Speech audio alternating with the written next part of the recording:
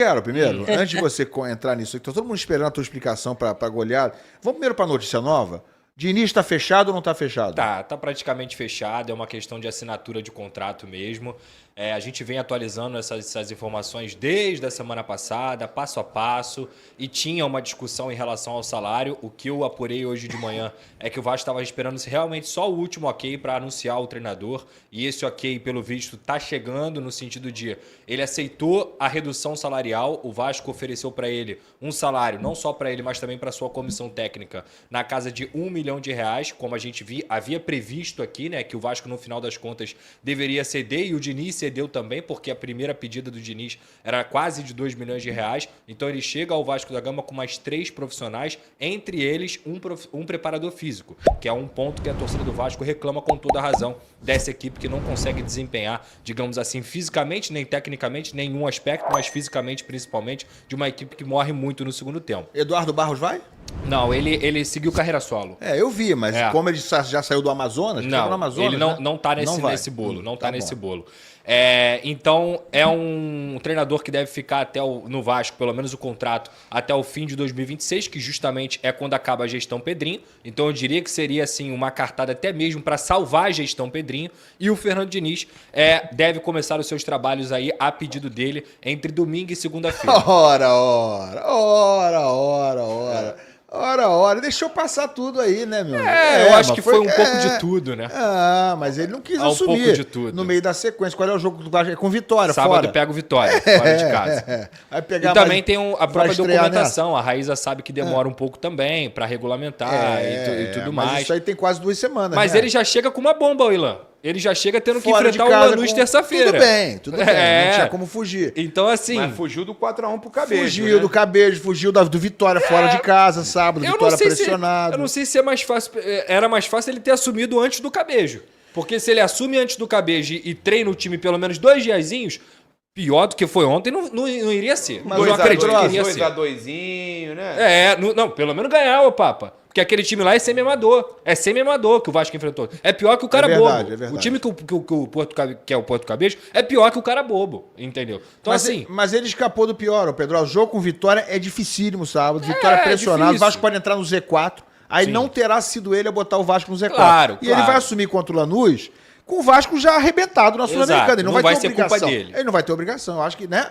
Tem isso aí, mas vamos lá. Continua. Mas enfim, então tá previsto aí para pelo menos a informação que eu tive era que na segunda-feira ele já ia começar o seu trabalho à frente do Vasco. O Vasco joga no sábado, vai para Salvador, vai estar em Salvador e volta no domingo. Não sei se o Vasco vai dar folga ou não, tem que saber principalmente pelo resultado. Eu acho que se o Vasco pelo menos não perder contra o Vitória, eles vão dar uma folga porque o Vasco vem de 3 viagens seguidas. Então esses jogadores já estão fora do Rio de Janeiro há mais de uma semana. Então não duvido nada de ser folga no domingo e na segunda-feira o Fernando Diniz começa a trabalhar, pelo que eu apurei. A multa rescisória, que era outra questão também, pelo que eu apurei, não foi a que o Vasco pediu de um salário para rescisão, mas também não foi a que o Diniz pediu de metade do contrato. Então deve ser abaixo de metade do contrato. Encontraram um meio termo nessa situação para que fosse encaminhada. Então as burocracias estão acontecendo para aí sim o Vasco anunciar definitivamente o retorno do Fernando Diniz ao Vasco da Gama. Pedrosa vai falar agora então da derrota do Vasco, da goleada, mas deixa eu ver os superchats que estão na tela aqui pra gente. Vamos lá, galera. Obrigado a todo mundo. Galera, fortalece, hein? Se inscreve no canal, é importantíssimo você se inscrever aqui no canal da Placar. Olha o Genilton aqui. Flamengo gasta milhões no futebol, elenco mais caro do Brasil, CT de primeiro mundo e futebol de terceira. Eita, time só dá vexame. É isso, Genilton. Não tá proporcional a qualidade do futebol ao elenco do Flamengo. Elenco do Flamengo é superestimado, diz o FS. Será que é superestimado? Eu não sei. Talvez seja uma explicação. Não acho, não. Eu acho que é muito bom o elenco do Flamengo. Elias Azevedo, ano passado, Fla e Porco só jogaram até o meio do ano, depois caíram. Quanto ao Porco Cabelo e o Pedrosa, que vergonha. E ainda quer falar do Botafogo. Haha. Botafogo ganhou suado, hein, no dia anterior. Elias, eu falo do Botafogo porque eu tô aqui pra isso. Eu tenho que falar do Botafogo, entendeu? Não é comparando com o Vasco, não, que a situação do Botafogo é 1000 vezes melhor do que a do Vasco. Essa comparação não existe. Você acabou de ver um Brasileirão e uma Libertadores. O Vasco está há quase 20 anos sem ver nada expressivo. Então... Amigo meu mandou uma mensagem aqui no Zap, falou que o Pedro tem quem torce pro Puerto Cabello e que o Pedrosa torce pro Pouco Cabello. É isso. Olha aqui o David Sindra botando no primeiro tempo, o Vasco tava horrível. Mas no segundo parecia que estava no primeiro. E ele tá certo, porque no primeiro tempo, para quem assistiu o jogo, viu que o Puerto Cabello, inclusive, poderia ter feito o segundo e o terceiro ainda no primeiro tempo, tá? O Vasco acha um gol com o João Vitor numa cabeçada, no cruzamento do Lucas Piton, que não teve absolutamente nada de construção, não teve absolutamente nada treinado. Então, assim, eu vou tentar mesclar aqui o torcedor com o jornalista, para falar um pouco do meu sentimento em relação ao que aconteceu ontem e tentar explicar o que foi o jogo e tudo que vem culminando nessa fase terrível e que eu concordo plenamente com você, Ilan. Hoje o Vasco ele é um time que, quando ele entra em campo, é muito mais fácil você apostar que ele vai perder do que ele vai vencer ou do que ele vai empatar. Seja um time grande, seja um time pequeno. Os pequenos já não têm mais medo do Vasco e os grandes encaram o Vasco como um time que tem que ganhar. Então, isso mostra muito o que vem acontecendo com o Vasco nos últimos anos. O elenco do Vasco não é ruim, mas hoje o Vasco joga um dos 3 piores futebols do Brasil. Futebols, entre aspas. Uma das 3 apresentações piores do Brasil, com certeza, é a do Vasco. E ontem foi o pior jogo do ano disparadamente. Onde, com certeza, foi uma das piores vergonhas da história do Vasco. E quando da eu digo história? Isso, da história do Vasco. Eu não tenho dúvida disso. Uma das piores vergonhas da história. Eu não tenho dúvida disso. Eu também acho. Sem conhecer tão bem a história do Vasco como você conhece, falei, cara, isso é uma das maiores vergonhas da história do clube. Eu não tenho dúvida disso. Perder de 4-1 Exato. de um time... Cara, eu ia falar um palavrão, não vou falar. De um time de última, de terceira linha na Venezuela. Com certeza. A Venezuela já é um futebol de terceira linha. E o Vasco perdeu de um time de terceira linha da Venezuela. De 4-1. Não foi 2-1 nem 1-0, não. Uma loucura, cara. Então, assim, eu me sinto envergonhado. Eu me sinto muito envergonhado. Eu não contrato, eu não planejo, eu não jogo. Eu não tenho nenhuma influência no resultado do que aconteceu ontem. Mas, sem dúvida alguma, eu me sinto envergonhado. E eu me pergunto se esses caras se sentem envergonhados com o que aconteceu ontem. Porque eu vou repetir aqui.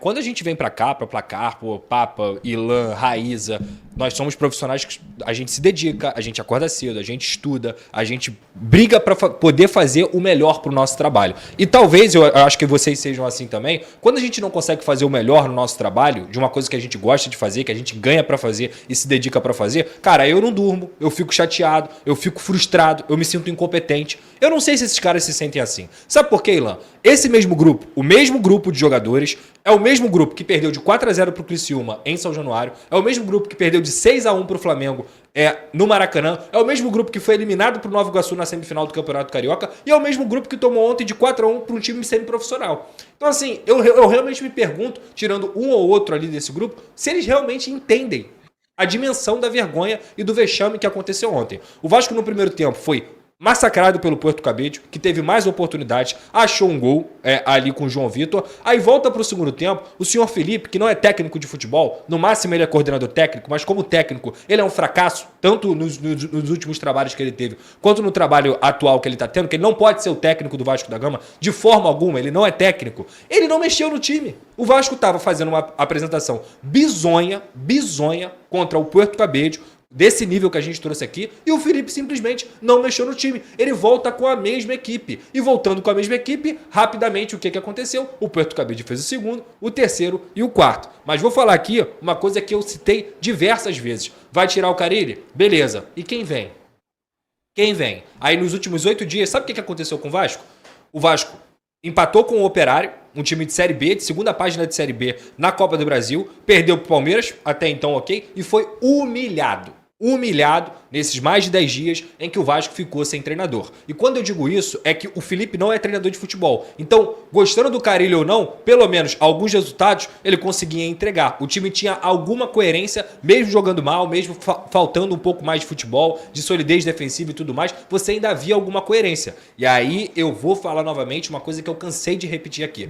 Não tirem a responsabilidade dos atletas. Não tirem a responsabilidade do grupo de jogadores. Porque, mais uma vez ontem, dos 4 gols que o Vasco tomou, 3 foram falhas bizonhas individuais. A primeira, quando o esse aí que tá na foto, que talvez pra mim, os dois inclusive, mas principalmente esse aí que tá agarrando o jogador do Porto Cabede, ele fez uma partida terrível, uma partida digna de um jogador de Série D de futebol brasileiro e que talvez o jogador de Série D teria jogado melhor e teria jogado com mais vontade por vestir a camisa do Vasco da Gama. Ele erra uma bola que ele entrega pro adversário e o Hugo Moura é obrigado a cometer um pênalti, que também não é flor que se cheire nesse time, inclusive erra pra caramba, tem mais erros decisivos nessa temporada do que qualquer outro jogador do Vasco da Gama. Hugo Moura e Cocão protagonizaram o primeiro gol do Porto Cabede. Aí depois o Lucas Piton, que também tá na foto aí, ele consegue tomar um gol de cabeça de um jogador que tem 1,59 m, gente. 1,59 m, pra quem não sabe, bate aqui no meu ombro aqui, ó. Bate aqui. O cara, quanto você tem, Joãozinho? Você tem quanto? 1,67, ou seja... Cara, o João é baixinho, tem 1,67. É um negócio... Eu trabalho com a Fernanda Maia, é do tamanho da Fernanda Maia, e ela é baixíssima. Ela é baixíssima. Quando eu fiquei ao lado da Fernanda Maia, eu falei, é 1,59. Mas como é que é a impulsão dele? O cara, nada, você não viu o gol. Papa, é um negócio o gol que é ridículo, assim, Papa. Você fala assim, não é possível. O gol é ridículo. Não é possível. E olha que eu não foi negócio de impulsão, não. Eu sou um cara gol que ridículo. gosto do Lucas Piton, tá? Mas não só ele ontem, mas como todos os jogadores, todos tiveram uma postura patética. O futebol, gente, é um esporte complexo. Eu não considero um esporte simples, eu não considero um esporte fácil. É um esporte que te exige muito, ainda mais hoje, que você precisa ter uma exigência física, uma disciplina muito grande.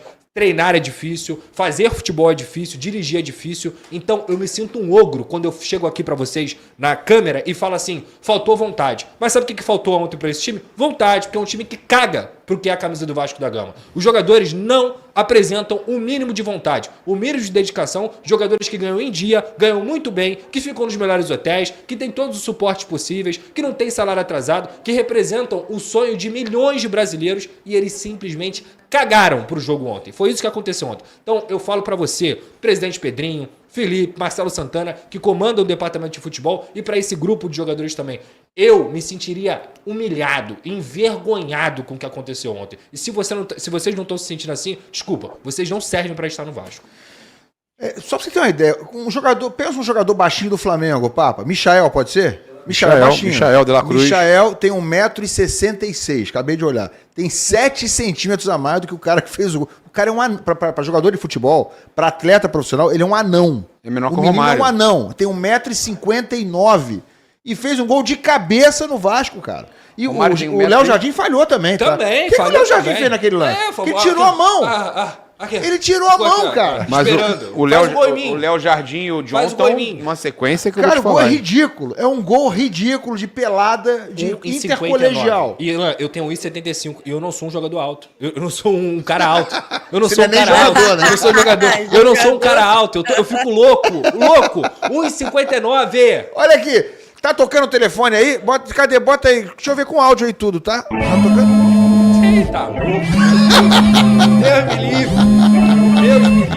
Rafael Paiva tá tocando aí. Diniz, tô te esperando, Diniz. Bota os caras pra treinar 3 horas. Eu quero todo mundo ralando. Rafael Paiva tá ligando aí.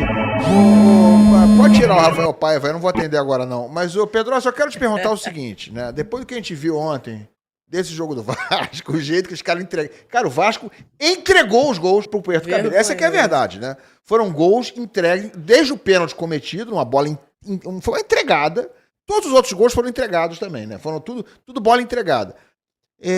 Com o Diniz, com aquela saidinha dele, estou falando sério, não é zoação. Não fica meio complicado, não, com esses jogadores que estão fazendo esse monte de lambança na saída de bola, exatamente ali onde o Diniz gosta de inventar? Primeiro, eles têm que tomar vergonha na cara. Que jogador de futebol que tem medo de bola não tem que jogar futebol. Hoje o time do Vasco é um time que tem medo de jogar futebol. É um time que tem medo da bola. Medo. Eles recebem a bola e a bola queima no pé deles. Eles recebem a bola pensando, sabem o quê? Entregar, para eles não fazerem besteira. O mental desse time é tão fraco, que eles têm medo de jogar futebol. Tirando um ou outro ali, no máximo, a maioria desses jogadores são jogadores que têm um mental de fracassado. Um DNA derrotista, que inclusive está implantado nesse clube. Então assim, Ilan, com ressalva ou sem ressalva, se você ouve os jogadores que já foram treinados pelo Fernando Diniz, a maioria deles, ou 90% deles, falam o seguinte: o Diniz dá muita confiança pro atleta, o Diniz, ele quer que o cara tenha prazer de jogar futebol, o Diniz exige muito do atleta, o trabalho psicológico que ele faz é enorme. Desculpe, Ilan, eu vou falar aqui de novo, eu me sinto um ogro falando isso, mas falta esporro nesse time, de chegar assim, ô Cocão, tá de sacanagem, Cocão? Ô, Piton, um cara de 1,59 fez um gol em você. Tu tá brincando, meu camarada? O que você tá fazendo aqui? Esporro, falta esporro nesse time. Falta veia, pulso firme. Porque na pelada, valendo uma caixa de cerveja, se o meu time toma de 4-1, eu saio xingando todo mundo, amigo. Saio xingando, depois a gente senta lá e toma cerveja. O time profissional do Vasco, que ganha milhões, ninguém se xinga, ninguém briga, ninguém chega pro outro e fala assim, meu filho, acorda, meu camarada, acorda. Eu gostaria muito de saber como é que tava o vestiário do Vasco ontem, com a entrevista do Verratti, mais uma entrevista lúcida, é o único, talvez, que tem a moral pra falar, porque ele se entrega o jogo inteiro, falando, a gente se sente envergonhado, a gente vestindo a camisa do Vasco, não pode tomar 4 do Porto Cabede, com todo respeito ao Porto Cabede, a gente tem que pedir desculpa ao torcedor. Eu fico, assim, embasbacado. Pra mim, é um negócio que me deixa perplexo, porque a sensação que eu tenho é que não tem cobrança dentro do vestiário. Um não cobra o outro. Papa, se tu continuar fazendo uma cambada de besteira aqui, eu vou brigar contigo. Falar, pô, Papa, tá prejudicando o programa. Ilan, tá prejudicando o programa. E se eu estiver fazendo alguma besteira, eu quero que vocês falem pra mim. Porque a gente tá aqui em prol de um produto, que é o placar aberto. Esses caras estão em prol do Vasco da Gama, representando 15 milhões de pessoas. Isso não tá acontecendo só com o Vasco. Isso tá 15 milhões de pessoas. Eu e Raíza, ontem a gente falou, no Flamengo a mesma coisa. O Felipe... Eu só vi o Felipe ontem reclamar quando ele tomou amarelo. Ele Exato. E o Diniz é o oposto disso. Se você tiver de sacanagem com o Diniz, se você tiver correndo, o caso do Tietê é um desses, pode ser que ele tenha extrapolado, tudo bem, mas geralmente, meu camarada, não tá correndo não? Sai. Ele te xinga à torta e à direita e depois ele vai resolver não deixaria contigo. o Gerson em campo daquele jeito. Eu tenho certeza que não. O Wesley também com ele não. não tem esse negócio não. Não tem esse negócio não. Salve, torcedor do Vasco da Gama, sejam bem-vindos ao canal Vasco Full. Todos os dias tem conteúdo exclusivo aqui do Vasco pra vocês. O Vasco passando vergonha mais uma vez na Copa Sul-Americana. Perdeu de 4-1 do Puerto Cabello, do Madureira da Venezuela. E agora é sem chances, né?